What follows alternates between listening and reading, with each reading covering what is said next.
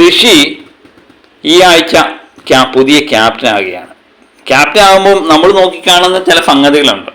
Power ടീമിൻ്റെ എങ്ങനെ രൂപീകരിക്കുന്നു എന്നറിയാനാണ് എല്ലാവർക്കും താല്പര്യം. ശ്രീരേഖയും ശരണിയൊക്കെ ഇതിനകത്തുനിന്ന് പുറത്താകുമോ എന്നാണ് എല്ലാവരും നോക്കിക്കാണുന്ന കാര്യം.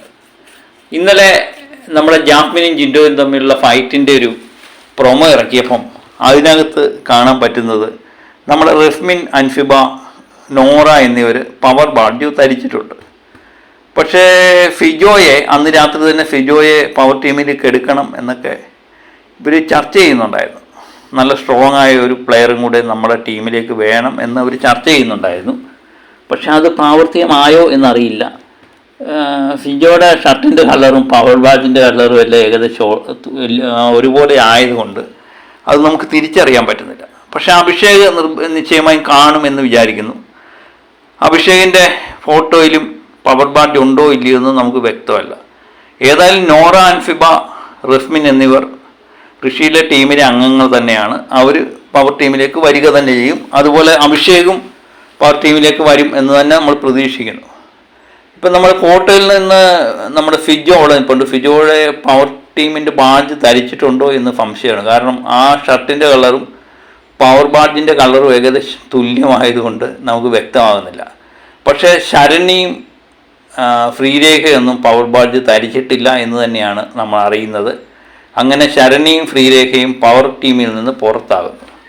ഇനിയും വേറെ 7 പേരുടെ കാര്യമൊക്കെ ആയിരുന്നു അവർ പറഞ്ഞുകൊണ്ടിരുന്നത്. 7 പേരെ എടുക്കണം പവർ ടീമിലേക്ക്, ബാക്കി സ്ട്രോങ് ആയ പ്ലെയർമാരെല്ലാം പുറത്ത് നിൽക്കണമെന്നൊക്കെ ആയിരുന്നു പറഞ്ഞിരുന്നത്. പക്ഷേ നമ്മൾ നേരത്തെ തന്നെ പറഞ്ഞു, ബിഗ് ബോസ് 7 പേരുടെ പവർ ടീമൊന്നും ബിഗ് ബോസ് ഒരുപക്ഷെ സമ്മതിച്ചു കൊടുക്കില്ല.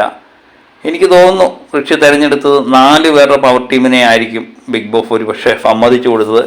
പ്രത്യേകിച്ച് ആളിൻ്റെ എണ്ണം ഇപ്പം കുറവാണ്.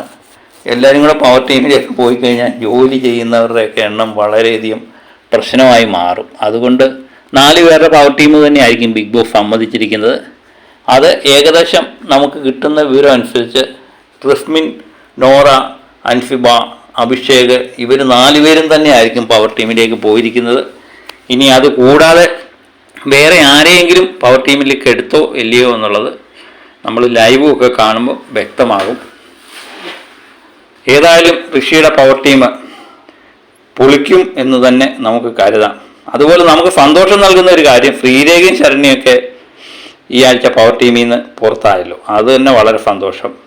അപ്പം അവർ ഈ ആഴ്ച തന്നെ, ശരണ്യയും ശ്രീരേഖയൊക്കെ ഈ ആഴ്ച തന്നെ ബിഗ് ബോസിൽ നിന്ന് പുറത്താകും എന്ന് നമുക്ക് കരുതാം. ഒരു നോമിനേഷനിൽ വന്നാൽ കേട്ടോ, നോമിനേഷന് വരാൻ വേണ്ടി ഒത്തിരി ആൾക്കാർ കാത്തിരിപ്പുണ്ട്. ശ്രീരേഖ, പ്രത്യേകിച്ച് ശ്രീരേഖ. അപ്പം അത് തന്നെ സംഭവിക്കട്ടെ എന്ന് നമുക്ക് കാത്തിരുന്ന് കാണാനില്ല.